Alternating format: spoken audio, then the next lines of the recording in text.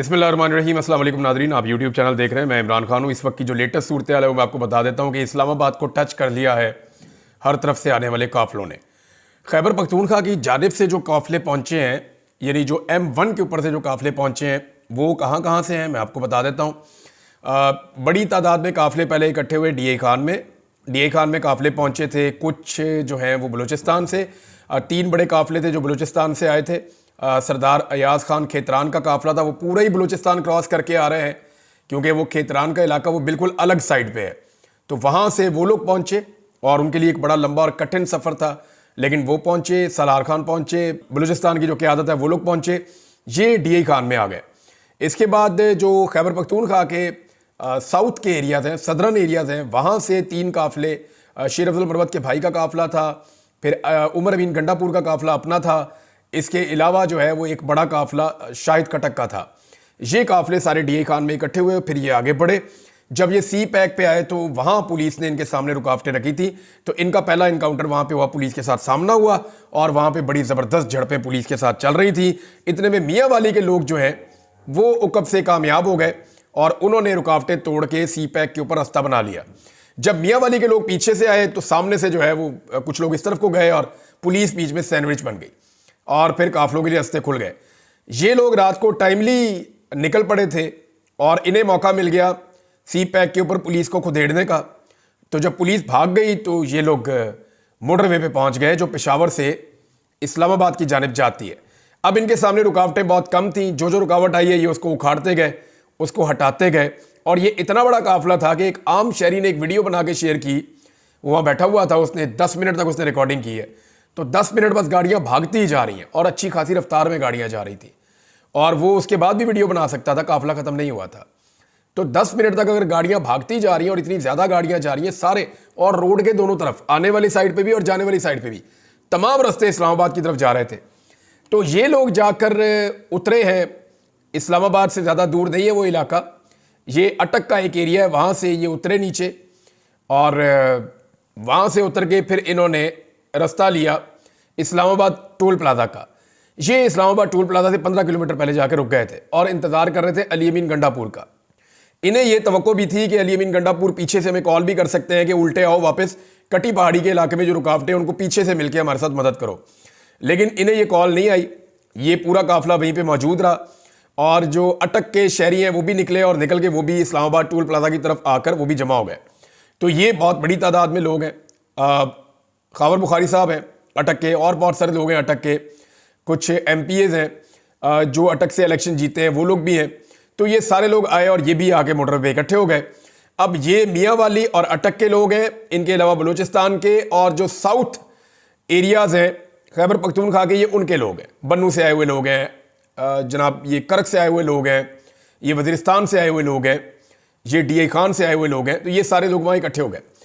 अब ये हो गया काफिले का एक हिस्सा। यहां क्लेम किया जा रहा है कि 1 लाख के करीब लोग इसके साथ शायद मौजूद हैं, इतनी बड़ी तादाद में। अच्छा, जो दूसरा काफिला है जो बहुत बड़ा है वो अली अमीन गंडापुर का है और उसके अंदर भी 3 काफिले शामिल हो चुके हैं। एक उसके अंदर जो है वो मालाकंड डिवीजन शामिल हो गया, दूसरा उसके अंदर जो हजारा डिवीजन है वहां से जो लोग आए वो काफी लड़ते हुए आए, उन्होंने 3 रुकावटें दूर की, पंजाब में से गुजर के वो अली अमीन गंडापुर के पास आकर मिले। फिर इसी तरह जो मालाकंड के लोग हैं या चित्राल के लोग हैं या गिलगित बल्तिस्तान के लोग हैं वो भी इन्हीं रस्तों से होते हुए अली अमीन गंडापुर के काफिले से मिले। फिर गंडापुर का अपना एक काफिला है, पेशावर और सराउंडिंग के इधर जितने शहर हैं, आप कोहाट को ले लें, बाकी जगहों को ले लें, चारसदा को ले लें, ये सारे उनके साथ इकट्ठे हुए और इन्होंने आकर मोटरवे पे ट्रेवल करना शुरू किया। आगे इनको स्वाबी और मर्दान से जो वहां के कारकुन हैं उन्होंने ज्वाइन किया। ये सबसे आखिर में ये शामिल हुए क्योंकि ये सबसे करीब थे। और अब इनके सामने कटी पहाड़ी थी। कटी पहाड़ी वो एरिया है जहां पे 20,000 के करीब एहलकार मौजूद थे और ये प्रोफेशनली ट्रेंड है। इन्होंने काफ़ी दिनों तैयारियां की हैं, बड़ी इन्होंने मैपिंग शैपिंग की है, हर चीज़ के हथियार जो इनको चाहिए थे वो इनको दिए गए हैं। इनके पास स्टन ग्रेनेड्स भी थे। ये स्टन ग्रेनेड जो होता है ना, मैंने पहले भी आपको एक दफ़ा बताया था, ये इस्तेमाल हो चुका है माजी में। ये एक ऐसा ग्रेनेड है जिसको, ये मिलिट्री ग्रेड वेपन है, इसको इस्तेमाल किया जाता है जब कोई तंगो तारीख गलियों में या बंद घरों के अंदर ऑपरेशन किया जाता है मिलिट्री की जानिब से, तो इस ग्रेनेड को पहले अंदर फेंकते हैं। आपने देखा होगा अक्सर फौजी पहले अंदर ग्रेनेड फेंकते हैं, उससे एक धमाका होता है, धुआं होता है, फिर वो अंदर दाखिल होकर अटैक कर देते हैं। इस ग्रेनेड की खूबी ये है कि जहां पे ये फेंका जाता है ना, तो चंद सेकंड के लिए लोग हवास बाख्ता हो जाते हैं। यानी अगर उनके पास वेपन भी है तो वो फायर नहीं कर सकते। ये इंसान के औसान खता कर देता है।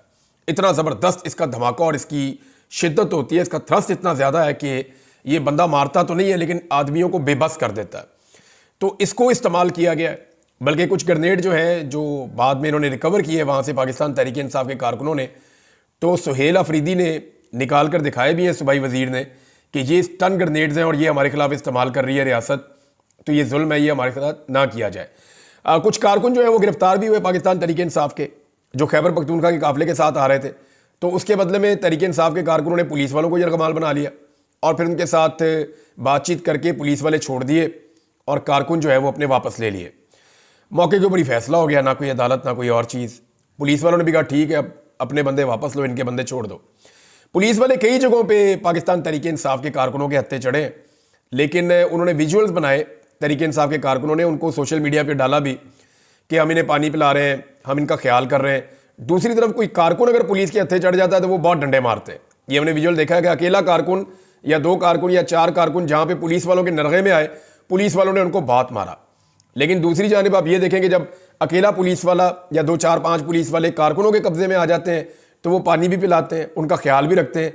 हालांकि ये मैंने एक नई चीज़ देखी कि पुलिस वाले खुद इमरान खान जिंदाबाद के नारे लगा रहे थे और वो ये कह रहे थे कि अल्लाह दी कसमें इमरान खान जिंदाबाद। तो पाकिस्तान तहरीक इंसाफ के कारकुनों ने वीडियोस बना के पुलिस वालों को छोड़ा कि जी आप जाएं, हमने आपको कुछ नहीं कहना, और आप बताएं आपके साथ किसी ने टॉर्चर किया, किसी ने जुल्म और ज्यादती की, किसी ने आपको कुछ नहीं कहा। तो ये इमरान खान साहब की तरबियत है। हाँ, ये ज़रूर है कि जब सामने से पुलिस मार रही होती है तो यहाँ से कारकुन भी पत्थर फेंक रहे होते हैं, ये भी उनके साथ लड़ते हैं। लेकिन अगर पकड़ लेते हैं तो दोनों का रवैया बिल्कुल मुख्तलिफ है। अगर पुलिस पकड़ लेती है कारकुन को तो बहुत मारती है, कारकुन पकड़ लेते हैं पुलिस को तो वो कुछ भी नहीं कहते, बल्कि वो बाहिफाजत छोड़ कर आते हैं, तरीका भी बताते हैं कि यहाँ से चले जाओ। कटी पहाड़ी में को 20,000 के करीब एहलकार थे, ट्रेंड एहलकार थे, उनके पास बेशुमार शेल्फ थे, उन्होंने हज़ारों शेल्फ फायर किए हैं। वहाँ से पत्थर भी फेंके गए गाड़ियों के ऊपर, स्टन ग्रेनेड्स भी मारे गए गाड़ियों के ऊपर, और गोली भी चली है, रबड़ की गोलियाँ बहुत ज़्यादा चली हैं। लेकिन इसके बावजूद जो पाकिस्तान तहरीक इंसाफ के काफिले में मुराद सईद की पूरी टीम है, जो इस वक्त खैबर पख्तूनख्वा की काबीना का हिस्सा भी है, उन लोगों ने ये रुकावटें अबूर कर ली और वो पहाड़ों पे चढ़ गए। उन्होंने पुलिस से उनकी जगह छीन ली और ये 20,000 पुलिस एहलकार जो वहाँ पे मौजूद थे, ये वहाँ से भाग गए और इन्होंने देहातों में और इधर उधर मुख्तलिफ जगहों पर भाग कर अपनी जान छुड़ाई। जबकि कारकुनों ने अब कटी पहाड़ी का सबसे मुश्किल मरहला अबूर कर लिया है। खैबर पख्तूनख्वा से जब भी कोई काफिला आता है ना, तो उसके सामने जो सबसे मुश्किल मरहला होता है, जिसको पार करना बिल्कुल मुमकिन नहीं होता। यानी अगर किसी भी पॉलिटिकल पार्टी को आप कहेंगे कि ये रुकावटें पार करो तो वो कहेगी इनसेन है, ये हो नहीं सकता। तो पाकिस्तान तहरीक इंसाफ कोई जुनूनी पार्टी है, ये उसको क्रॉस कर लेते हैं हर दफ़ा। तो इस मरतबा पिछली मरतबा से ज़्यादा बंदोबस्त किया गया था, ज़्यादा कंटेनर थे, ज़्यादा खंदकें थी, ज़्यादा आंसू गैस थी, ज़्यादा रबड़ की गोलियाँ थी, एहलकार भी ज़्यादा थे। लेकिन इसके बावजूद पाकिस्तान तहरीक इंसाफ ने सुबह उठने के बाद जोर लगाना शुरू किया और चंद घंटों के अंदर इसको क्लियर कर दिया। तो कटी पहाड़ी क्रॉस कर रहा है बुशरा बीबी और अली अमीन गंडापुर का मेन काफिला, जिसके अंदर दीगर 3 काफिले भी शामिल है, और चौथा जो बड़ा काफिला है वो उनका इंतजार इस्लामाबाद के दरवाजे पे कर रहा है। अब ये सारे यहाँ इकट्ठे हो रहे हैं। दूसरी जानिब पंजाब से भी कुछ काफिले पहुंचना शुरू हो गए। उन्होंने हकला का जो पॉइंट है उसको क्लियर कर दिया। हकला जो है वो एक बड़ा मुश्किल पॉइंट था, उसको भी पंजाब से आने वालों ने क्लियर कर दिया है। तो ये सारे काफिले इस वक्त इकट्ठे हो जाएंगे मोटरवे के ऊपर। मोटरवे पे इकट्ठे होने वाले लोगों की जो गिनती है वो बहुत बड़ी है। यानी इतनी बड़ी तादाद में आज तक पाकिस्तान की तारीख में पाकिस्तानी इस्लामाबाद की तरफ नहीं आए। ये सबसे बड़ी तादाद में पहली मरतबा पाकिस्तानी इस्लामाबाद पहुंचे और हर तरह की रुकावट और फस्तायत को अबूर करके पहुंचे। अभी पंजाब के कुछ मामलात हैं, देखिए, अगर अयाज खान खेतरान पूरा का पूरा बलूचिस्तान क्रॉस करके वो इस्लामाबाद पहुंच सकता है, तो जो पंजाब के शहरी है या वहां की जो लीडरशिप है वो क्यों नहीं इस्लामाबाद पहुंच पाई। अभी रावलपिंडी और इस्लामाबाद का इम्तिहान बाकी है। उन्होंने अपनी तवानाइयां बचा के रखी हुई हैं। अभी उनके अनाउंसमेंट आना शुरू हुए हैं कि मगरिब के वक्त वो अपनी कार्रवाई शुरू करेंगे। आखिरी रुकावट इस वक्त कौन सी है पाकिस्तान तहरीक इंसाफ के सामने या जो बड़े काफिले आ रहे हैं उनके सामने? अब उनकी ताकत बहुत बढ़ गई है काफिलों की और वो बहुत ज़बरदस्त शिद्दत के साथ आ रहे हैं। लेकिन आखिरी रुकावट जो है वो है 26 नंबर। 26 नंबर का जो एरिया है, यहां पे पुलिस पूरा बंदोबस्त करती है कि इसको कोई क्रॉस ना कर सके। लेकिन यहां प्रॉब्लम यह है कि अंदर की तरफ से बड़ा दबाव है रावलपिंडी और इस्लामाबाद के शहरियों का। जब वो इस्तकबाल करने के लिए आएंगे तो पुलिस के लिए वहां खड़ा होना मुमकिन नहीं रहेगा। तो ये कंटेनर, जैसे हमने पहले देखा, कंटेनर तिनकों की तरह लोग कभी उधर धकेल रहे हैं, कभी उधर धकेल रहे हैं। जो कंटेनर्स वेल्ड किए हुए थे उनको गाड़ियों के साथ खींच कर ले जाते हैं, कंटेनर्स को रस्से डाल के खींच लेते हैं। तो कारकुनों ने कसर कोई छोड़ी नहीं। अभी तो रस्ते में कोई कंटेनर दिखाई नहीं दे रहा। ये सारे लोग तमाम रुकावटें, तमाम खंदकें उबूर करके, यानी इस वक्त किया ये हुआ है कि आज़ाद कश्मीर का, गिलगित बल्तिस्तान का, इवन मरी का, इस्लामाबाद के साथ या पंजाब के साथ राब्ता मुनक़ता किया गया। हत्ता कि खैबर पख्तूनख्वा के साथ भी इनका राब्ता मुनक़ता कर दिया गया। और ये इस हुकूमत ने डर के मारे किया है। लेकिन जहाँ जहाँ पे रास्ते बहाल हो रहे हैं, लोग निकल रहे हैं और पहुँच रहे हैं। अगर हुकूमत ने फौरी तौर पर मामलात को दुरुस्त ना किया तो जो बड़ी तादाद में लोग मज़ीद पीछे से आना चाह रहे हैं, वो हुकूमत जब पहुँचेगी तो हुकूमत के कंट्रोल से चीज़ें बाहर हो जाएंगी। लाखों लोग आगे बढ़ रहे हैं और इस्लामाबाद के काफ़ी करीब पहुँच चुके हैं। इस्लामाबाद पे एक बहुत बड़ा हुजूम दस्तक दे रहा है पाकिस्तानियों का। ये पूरे पाकिस्तान से आए हुए लोग हैं जो 25 करोड़ पाकिस्तानियों की नुमाइंदगी कर रहे हैं इस्लामाबाद के दरवाजे पर। अब 26 नंबर को जब ये क्रॉस करेंगे तो इनकी अगली मंजिल होगी डायरेक्टली डी चौक। डी चौक में क्या होगा? डी चौक में मुझे ऐसा लगता है कि इन लोगों के पहुंचने से पहले ही जितनी लड़ाई होनी है वो हो जानी है और इस्लामाबाद के शहरी निकल आएंगे। आमिर मुगल ने कहा है कि हम अपनी तवानाइयां ज़ाया नहीं कर रहे, लेकिन हम सबको कह रहे हैं कि तैयार हो जाए, अपनी अपनी चीज़ें तैयार कर लें। इमरान खान साहब से एक मुलाकात भी हुई है। देखिए, इमरान खान साहब को जेल में एक पैगाम भिजवाया गया और वो पैगाम लेकर बैरिस्टर गौर गए।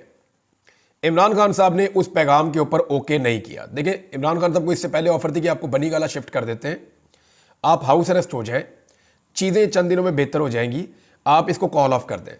आज फिर इमरान खान साहब को कहा गया कि आपकी कुछ और बातें भी मान लेते हैं, किसी एक बात के ऊपर आ जाए, आप इसको कॉल ऑफ कर दें। बल्कि ये भी कहा गया कि आपको खैबर पख्तूनख्वा भेज देते हैं, आप वहाँ चले जाएं, लेकिन इस वक्त इस एहतजाज को कॉल ऑफ कर दें। तो इमरान खान साहब ने कहा नहीं, पहले डी चौक पहुँचो फिर फैसला करते हैं। तो उन्होंने अपने कारकुनों को ये कहा कि आपने डी चौक पहुँचना है और इमरान खान साहब की अहलिया बुशरा बीबी अली अबीन के साथ मिलकर लीड कर रही है और वो तकारीर भी उन्होंने की है 2-3 दफ़ा। कारकुनों को उन्होंने पैगाम दिया कि हमने इमरान खान को लेकर वापस आना है। वो सिर्फ मेरा शौहर नहीं है, वो पाकिस्तान का बहुत बड़ा लीडर भी है और हमने उसको लेकर वापस आना है। आपने मेरा साथ देना है।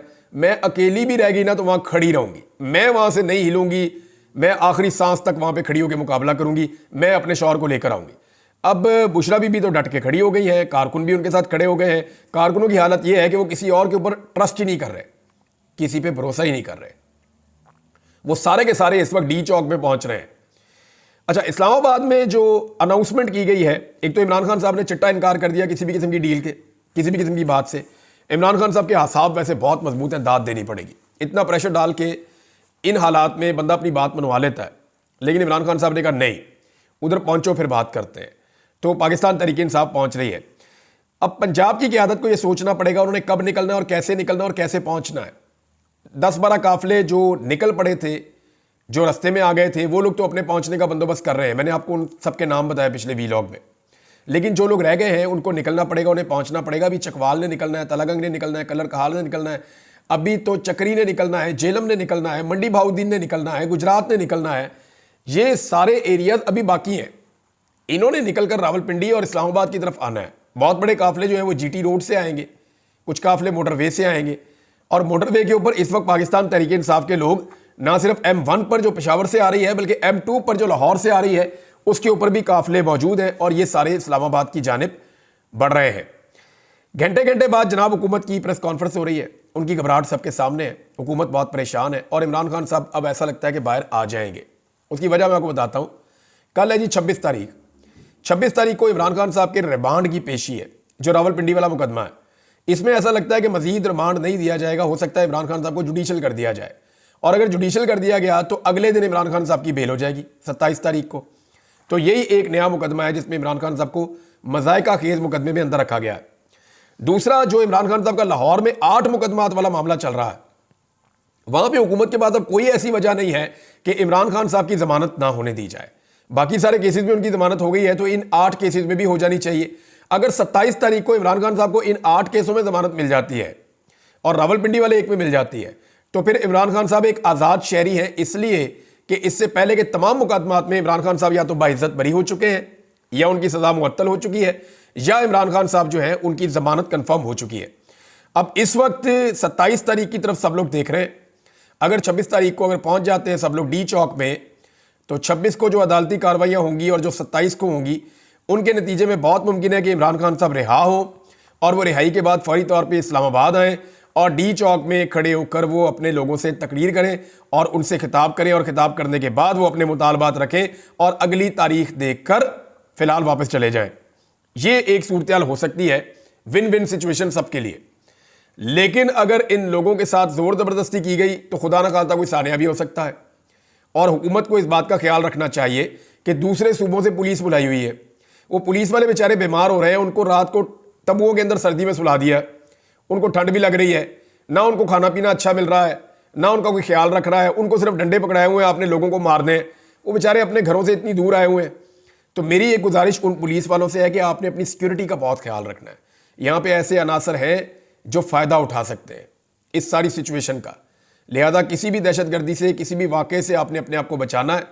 किसी की सियासत या किसी की दहशतगर्दी की आपने भेंट नहीं चढ़ना। जहाँ पे आप सोएं या जहाँ पे आप आराम करें, वहाँ पे आपको अपनी सिक्योरिटी के लिए खुद बंदोबस्त करना है, अपने लोगों को खड़े करना है, एक एक बंदे को चेक करना है और फिर आपने उनको आने देना है।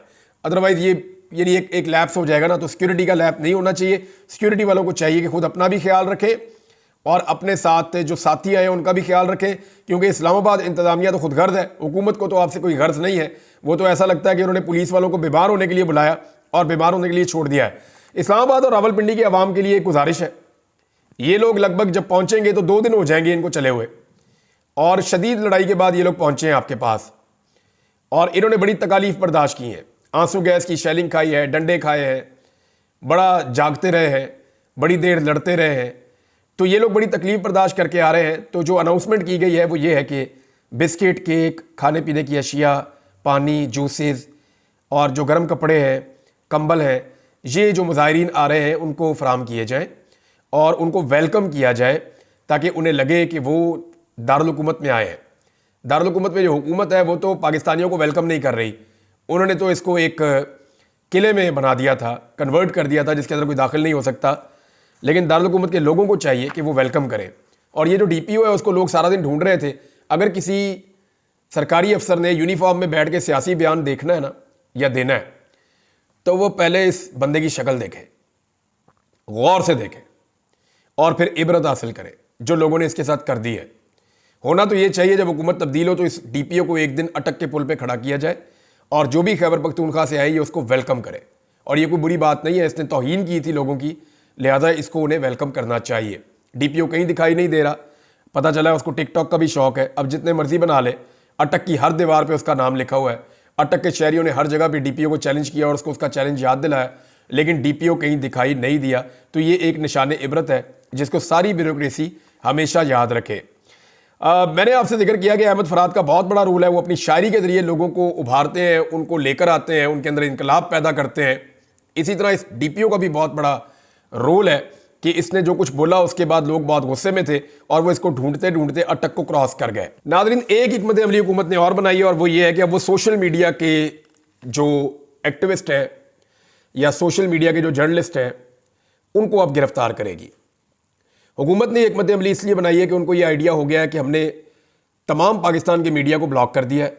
इलेक्ट्रॉनिक मीडिया और अखबारात कुछ नहीं दिखा रहे, कुछ नहीं बता रहे, हकायक सामने नहीं आ रहे, हमारी मर्जी की कवरेज हो रही है। ये सोशल मीडिया के ऊपर जो जर्नलिस्ट हैं ये जो कवरेज कर रहे हैं इसका बहुत बड़ा इंपैक्ट आ रहा है। तो अब फैसला किया गया इनको गिरफ्तार कर दिया जाए। तो जितने भी हमारे सोशल मीडिया के सहाफ़ी ग्राउंड के ऊपर इस वक्त कवरेज कर रहे हैं वो अपना ख्याल रखें, इकट्ठे रहें और कोशिश करें कि जितना ज़्यादा हो सके वो गिरफ्तारी को अवॉइड करें। अगर वो गिरफ्तार खुदा न खास्ता हो जाएंगे, हम उनके लिए भरपूर आवाज़ उठाएंगे, हम उनके लिए वकला भी मुहैया करेंगे, पूरा जोर भी लगाएंगे, सहाफ़ती तंजीमों को भी एक्टिवेट करेंगे। हम जो हमसे बन पड़ेगा हम करेंगे, लेकिन उनसे गुजारिश ये है कि वो ग्राउंड पे तो ज़रूर मौजूद हैं, लेकिन वो गिरफ्तारी से अवॉइड करें और गिरफ्तार होने से खुद को बचाएं। अब तक इतने ही, अपना ख्याल रखिएगा, अपने चैनल का भी। अल्लाह हाफ़िज़।